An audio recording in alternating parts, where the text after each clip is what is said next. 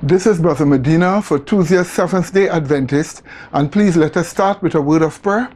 Loving Father, please be with us as we enter into this presentation. Please help everyone to learn important lessons for the end of this world. In Jesus' holy name we pray. Amen. Well, today we are talking about the reality of Christmas. Yes, my dear people. Our study today on the 25th of December is the reality of Christmas. You see, today we want to look at what is real about Christmas. We want to look at what is actually real about it. We know that the 25th of December is not the actual birth date of Jesus Christ. We know this for sure. But what we would like to know is that what Christmas is all about. Where did it come from? Where did it begin? We know the Bible says nothing about the 25th of December. So there are certain important questions we would like to ask. Question number one. Should we assume that by keeping Christmas, we are celebrating Jesus' birthday according to a custom of our own choosing? In other words, should we feel comfortable that we are celebrating a custom of our own choosing as the birthday of Jesus Christ? Point number two. Is God, who is holy and righteous, is he pleased with the nature or reality of what we call Christmas celebrations? Is God really pleased about Christmas celebrations? And point number three, does God condemn Christmas? Or can we put Christ back into Christmas? And is Jesus the real reason for the season? So we need to look at these points as we enter into a historical presentation of the origin of Christmas. And what we are going to do now, this first film clip that we're going to show you reveals that the 25th of December was a pagan festival celebrated long before Jesus' birth. In the Northern Hemisphere during late December, the days are at their shortest lengths and the nights are at their longest. For those of the pagan world, this has always been the greatest time of the year to celebrate and practice the works of darkness. The pagan calendar identifies this period as the winter solstice. It was during the pre-Christian midwinter pagan celebrations of Scandinavia's Norsemen where today's Christmas traditions began.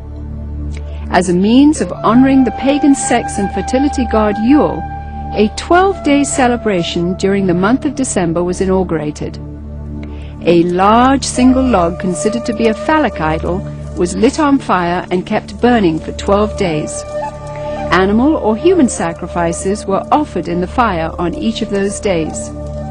Wild, delirious reveling accompanied the daily sacrifices as drunken participants defiantly strove to make contact with spirits.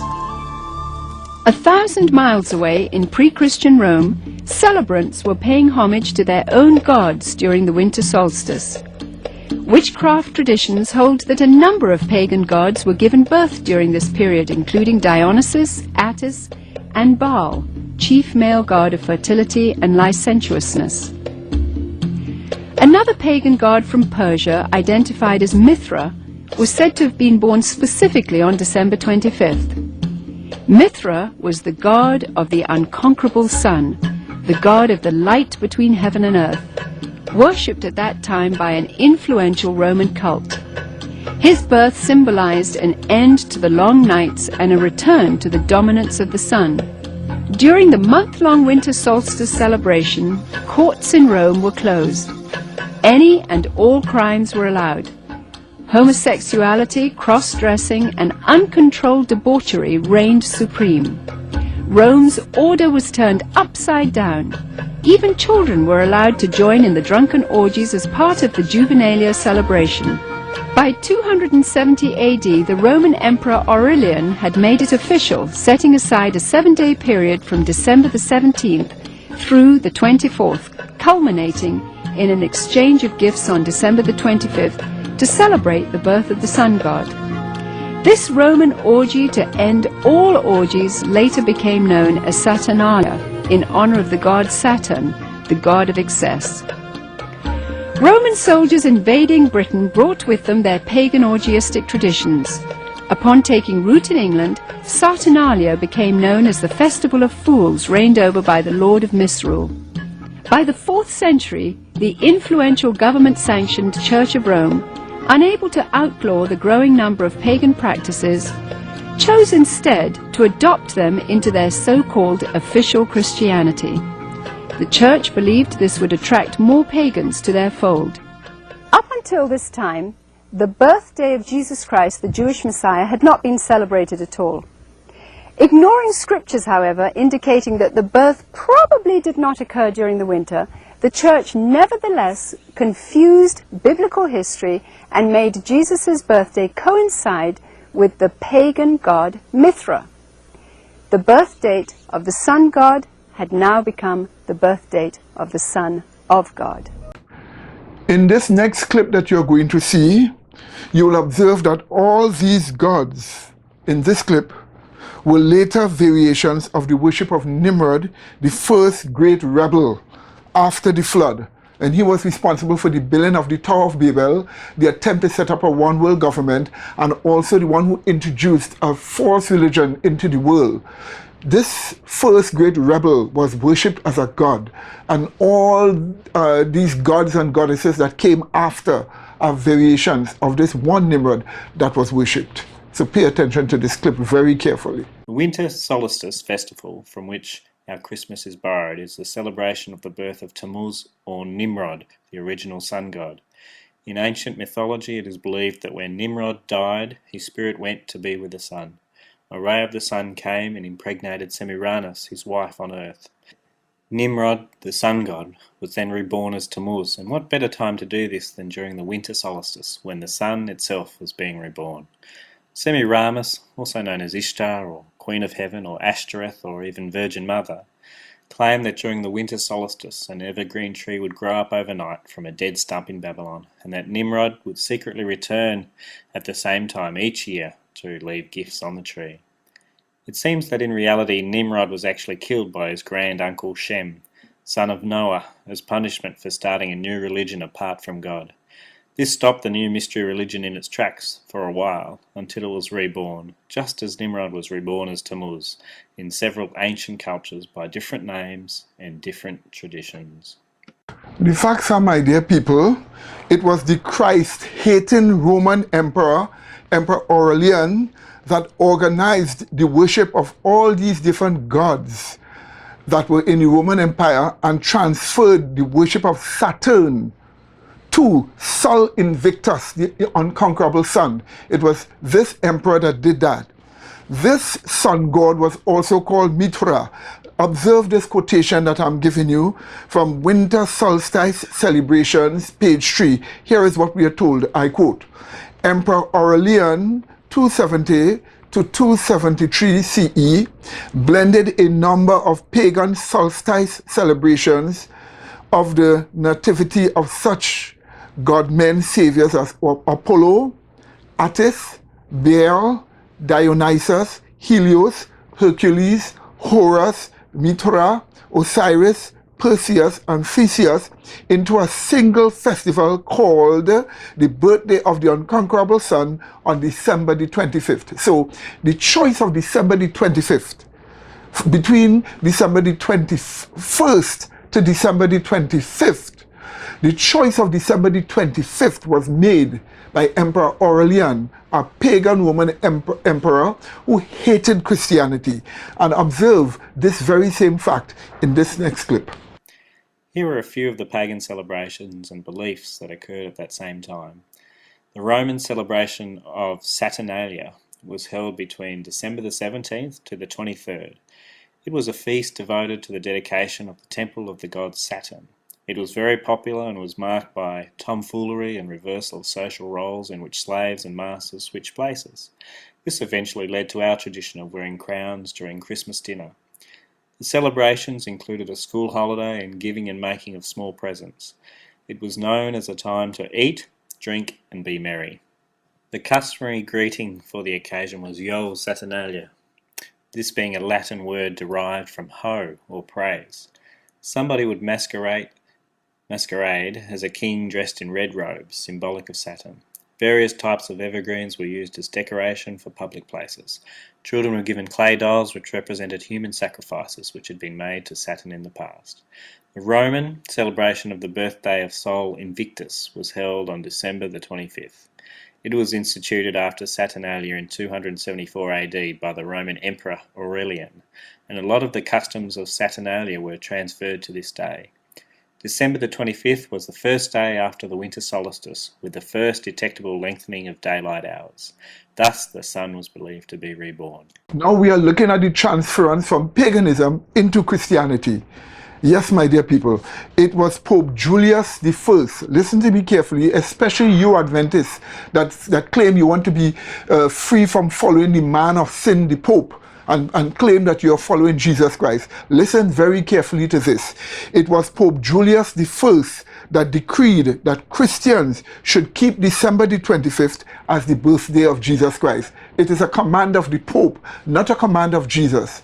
Observe this quotation from Good Old Time Religion, page 3. I quote, "Within the Christian Church, no such festival as Christmas was ever heard till the 3rd century. In fact, for 4 centuries, nothing called Christmas was practiced or done anywhere in the Christian church." We continue. It says this: "The choice of December the 25th was made by Pope Julius I in the 4th century AD because this coincided with the pagan rituals of winter solstice or return of the sun."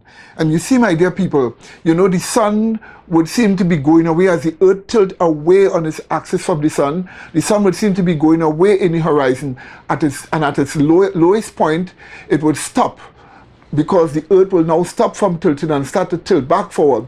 When that stopping takes place, it is the 21st of December. But on the 25th of December, the eye is able to discern the sun coming back on its regular path as the earth begins to tilt back. And this is why the 25th of December was chosen as the birthday of the unconquerable sun, in harmony with the birthday of Nimrod, who was born on the 25th of December. And not just only that, when the earth would stop tilting forward and the sun would seem to stop, that would be called solstice, which means sun stop or sun stand still, and that would happen in the winter time, so they would call it the winter solstice. And we must see in this clip here that it was Pope Julius that declared that Christians must keep the 25th of December as the birthday of Jesus Christ. It is common knowledge that Jesus was not born on Christmas Day. For example, the ancient Jewish shepherds do not have their sheep out to pasture in the middle of winter, as it is way too cold. In fact, the day was determined in 351 AD when Pope Julius I ruled that December the 25th was the official date of his birth. This was so the pagans of that day wouldn't have to give up their festivals when they became Catholic, or most of their other beliefs for that matter. You see, my dear people, the real horrible thing about this whole issue of Christmas is that the whole period of the winter solstice, which we call Christmas today, was an actual time when human sacrifice was practiced. Yes, my dear people, the reason for the season was really human sacrifice for sun worship in different pagan cultures. That was the reason for the season. It was really human sacrifice. In fact, if we look at this document here, the name of it is Christmas, Somebody Cooked Your Goose, page 8, by Tricia Tillin. Here is what we are told, I quote: "In very ancient times, human sacrifice was an integral part of this celebration. Each manifestation of the god Osiris of Egypt, Dionysus of the Greeks, Odin and Freya of the Scandinavians was entreated and placated by human sacrifice.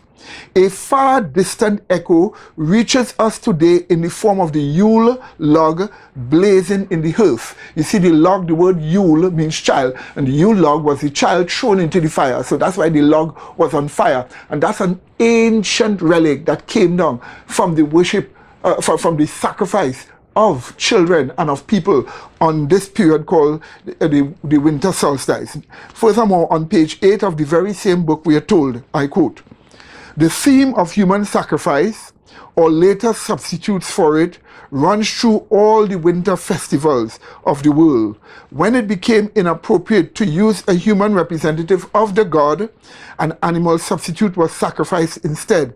Later still, the practice continued with the effigies of various sorts. Yes, my dear people, in fact, we are told again that many pagan peoples observed the 25th of December. I quote, "Let's start with the history of December the 25th and see what we can discover about this date.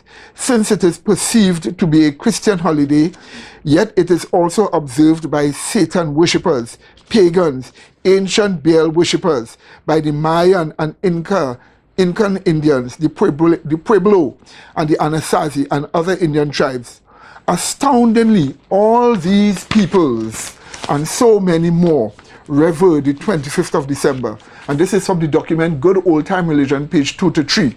And what did they do to revere the 25th of December, my dear people?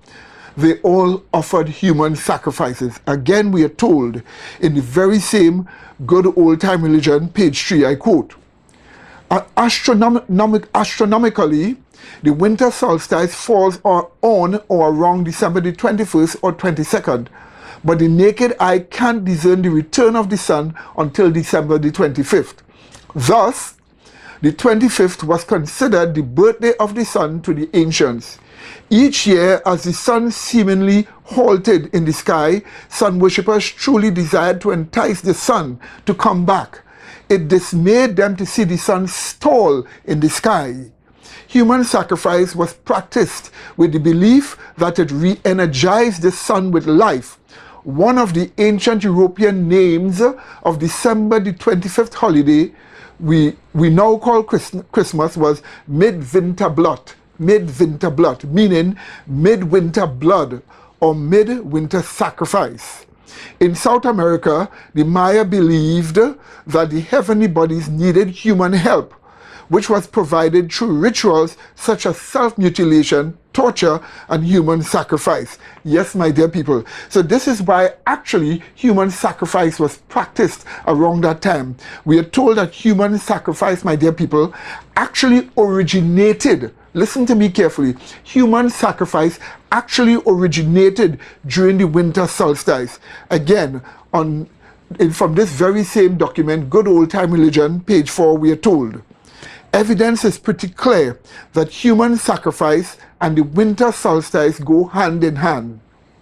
William Sampson, in a book of Christmas, states that human sacrifice actually originated during the winter solstice, which we now call Christmas.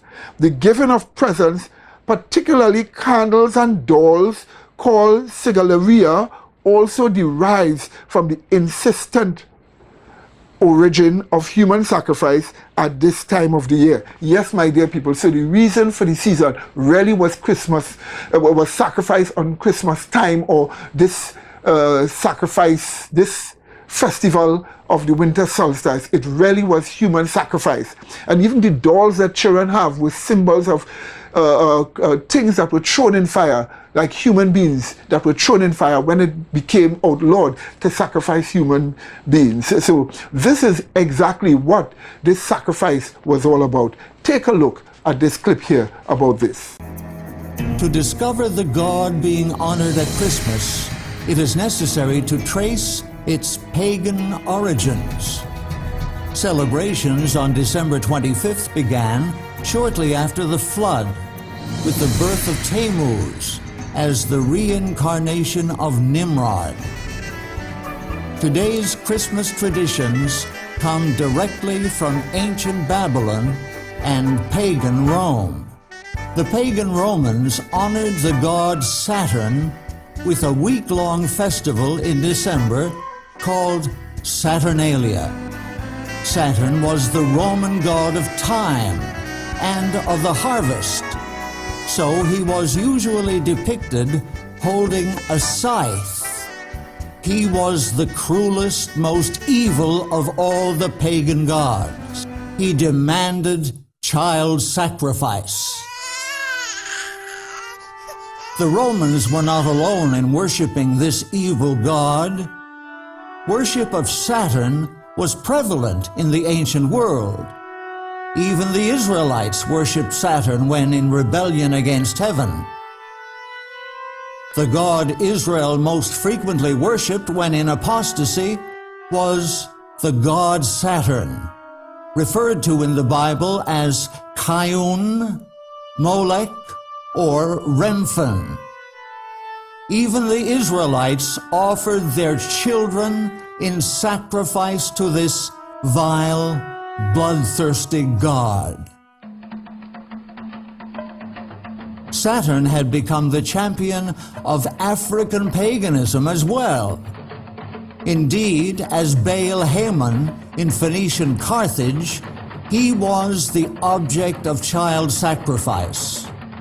Although a fertility god, Saturn Baal was nonetheless ruthless in the sacrifices he exacted. Although the Romans quit offering human sacrifice early on, blood was still spilled by the gladiators during the Saturnalia celebrations in December. Saturnalia was a religious celebration, and all understood that the blood shed by gladiators was a sacrificial offering to Saturn. The gladiatorial shows were sacred to Saturn. The amphitheater claims its gladiators for itself when, at the end of December, they propitiate with their blood the sickle-bearing son of heaven, Saturn.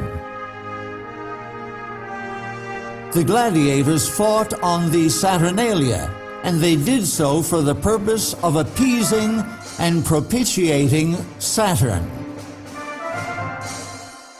Despite the violence and bloodshed, Saturnalia was a time of feasting and merrymaking.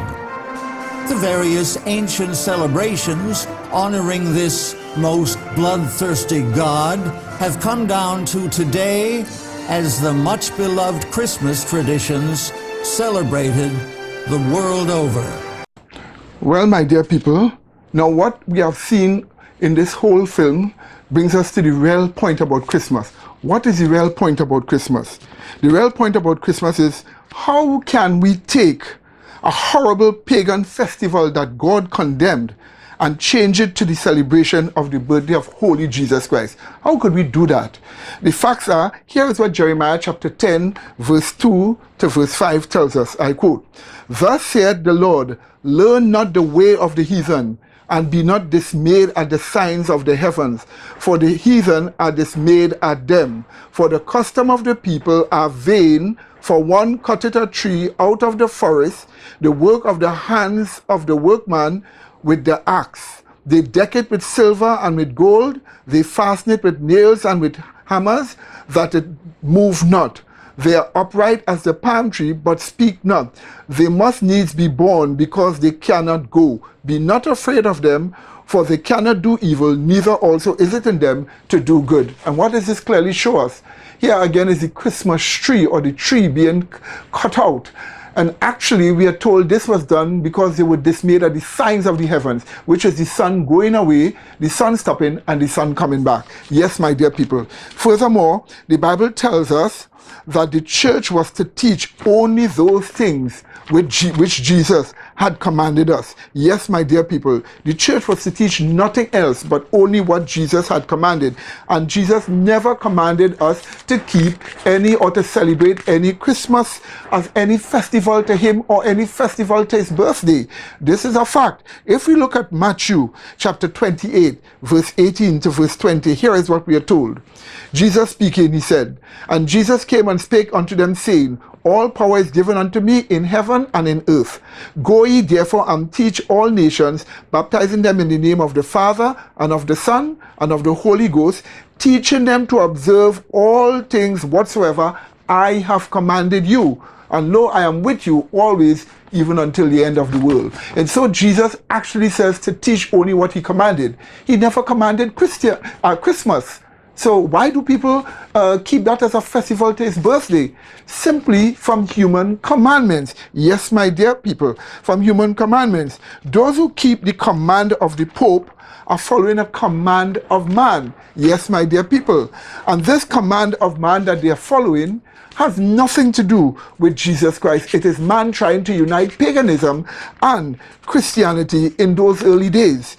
If we look at Matthew chapter 15 and we look at verse 9, here is what we are told. I quote, it says this, "But in vain do they worship me, teaching for doctrines the commandments of men." Those who are actually following anything about the 25th of December, those who are keeping that festival, they are actually following the commandments of men and not the commandments of God. And Christ says, in vain you're worshiping him by this. Finally, my dear people, it is the Holy Spirit that teaches us all truth. Now, what will the Holy Spirit teach? Jesus says, when he, the Spirit of truth, is come, he shall guide you into all truth. And this is in John chapter 16 and verse 13. So he will guide us into all truth. But therefore the teachings about Christmas is not truth. So he could not guide us into that. And since the Holy Spirit is supposed to dwell in us as truth, the Holy Spirit cannot dwell in us as the truths of Christmas. Because Christmas is not about truth. It's not the truth. It's about paganism. And finally, our Bible clearly tells us that those who will be lost, those who will be cast into the lake of fire, are those who love it and make it a lie. If you love the lie of Christmas and you make the lie of Christmas by teaching it, you're going to be cast into the lake of fire. This is what Jesus said. Now, all this is said in love to you, that you would repent and accept Jesus Christ as your personal Savior. You can call us at 625-0446. 625-0446, and we would give you further information. And may God bless you until we meet again. In Jesus' holy name, amen.